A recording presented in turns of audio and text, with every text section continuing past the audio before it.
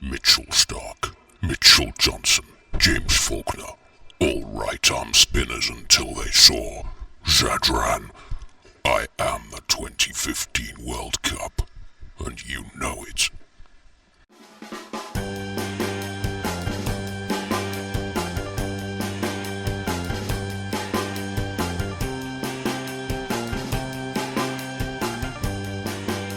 There's a lot of people who don't think this is a very good World Cup, and they're not sold on it, and they thought it was a little bit long and a little bit boring. There wasn't enough close games. But let me tell you what is awesome about this World Cup. Basically, New Zealand were made of Smarties. No, I don't like Smarties. Jelly Babies. They're made of Jelly Babies. They were the most delicious team to watch from beginning to end. They won 8 games. Brendan McCullum, just the moment before he faces a ball every time is the best thing happening in cricket at the moment. They had really good quick bowlers. They had this really old, aging hipster. They attacked, and they had Grant Elliott, they had hairy javelins, they had everything you want in a cricket team, and they were brilliant to watch, and they were a brilliant part of this tournament, but they didn't win.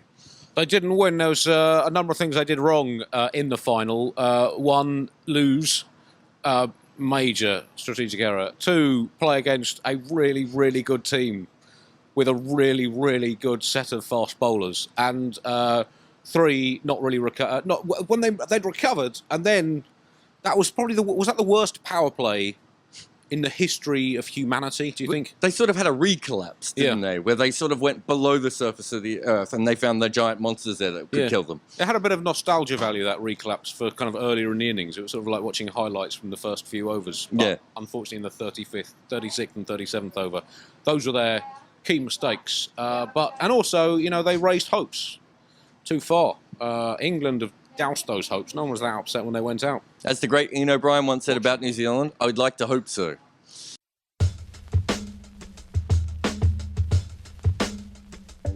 So, Martin Crowe, your boys took a hell of a beating today from my great nation. What have you got to say for yourselves? You're a greedy son of a... That's 5 you've won now. 5. How many have we won, Grace? Well, England did the decent thing and allowed you New Zealanders to have your day in the sun, and I think we should be congratulated for that. Yeah, but we still haven't won anything. Well, cricket is not about winning. It's about taking part and losing, mostly. It's about winning. Oh, it's been a great tournament, though. You enjoyed it? Well, I don't like the sledging, to be honest. Grace, I'd rather talk to you, mate. Oh, sledging. I was all about the sledging. I sledged my entire century when I was playing. I was so much better than them. Well, anyway, it's been a delight. When are you making a comeback? Well, I'm waiting for an IPL franchise to come in for me. I think I should be worth at least 20 Kevin Petersons. That's how good I am. Actually, I've just got the franchise for you. Same colours as the hat. Royal Challengers Bangalore. I'm in. Vijay Mallya. Best boss ever. I am in. If the money's right, I'm anyone's. Go, Aussie, go! 14 countries in this World Cup, Andy. Just step aside for a little bit here. Afghanistan, Bangladesh, India, wherever you're from. There was New Zealand. I'm assuming Sri Lanka were involved. Pakistan, South Africa. I don't know. Look, Scotland, maybe Ireland, Zimbabwe. It doesn't matter about these countries. What matters is, yet again in this World Cup, Australia showed their absolute dominance, not over cricket so much, but over humanity. Wouldn't you say, Andy?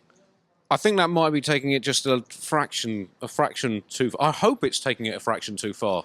I'm not sure I want Australia dominating humanity. I'm not sure I want England dominating humanity. It didn't go entirely 100% well for us when we had a go at it, as some people in this country would probably testify. But I think you've had enough now. That's 4 World Cups. I think you should retire from ODI cricket, Australia. You're spoiling it. Right, Bjorn Borg won Wimbledon 5 times. Quit. Australia, 4 World Cups out of 5. You've had your fun. Move on. You're so English. Is that a compliment or an insult? Well, come on.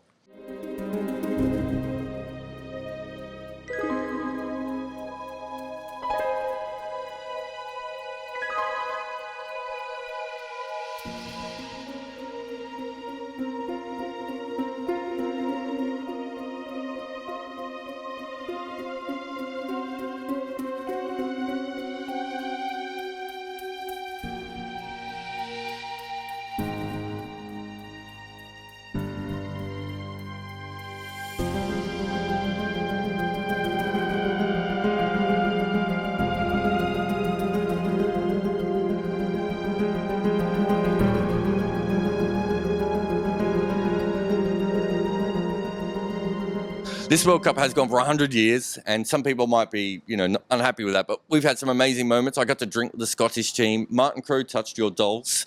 We've been in bed together a fair bit. And most importantly, we went to Afghanistan's first ever game in a World Cup, and that was an amazing event. Of course, we didn't see their first ever win in a World Cup because we don't go to games that are close. No, what was the final tally?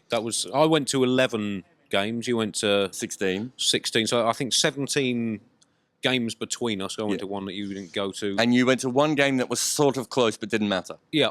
And I you went to how many close games? I went to 16 unclose games. Yeah. So that was, yeah. But seeing Afghanistan's first, that was an unquestioned highlight. For me, it justified the entirety of US foreign policy over the last 20 years. Just seeing them play in that great occasion in Canberra, very noisy. Yeah. Probably the noisiest Canberra's ever been for anything, isn't it? I mean, it's... Yeah. It was the first time people noticed Canberra had a pulse. Yeah. So that was a definite. England losing, that was heroic in many ways. Cricket's supposed to be about joy. They spread a lot of joy. How would you fix this tournament, though? Go on.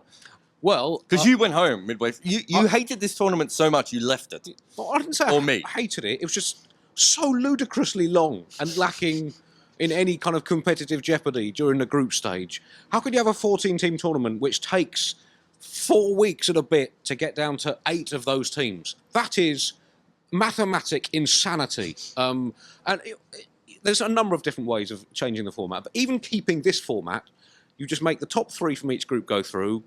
Top 1 goes into the semi-final, so there's an incentive to finish first. Second and third play off in a kind of quarter-final, and then almost every game is going to have something on it. And if it had been like that and about 10 to 12 days shorter, it could have been... There's been so much in this World Cup that has shown how great a Cricket World Cup could be. We've seen the teams, the associate teams, getting significantly stronger than 4 years ago. We've seen Bangladesh, massive improvements. We've seen England really, stabilising, or at least going down a bit, but not disastrously far. We could easily bounce back and make, top 8 next time. It could be great. Please fix it. And don't make it 10 teams over 500 years next time. Please.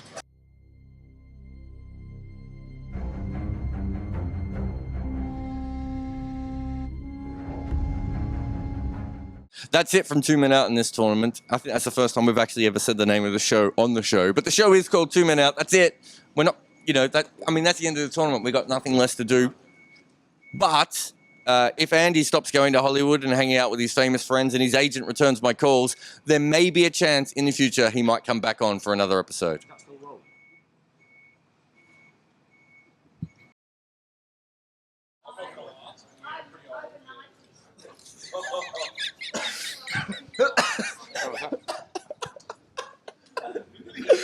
Oh.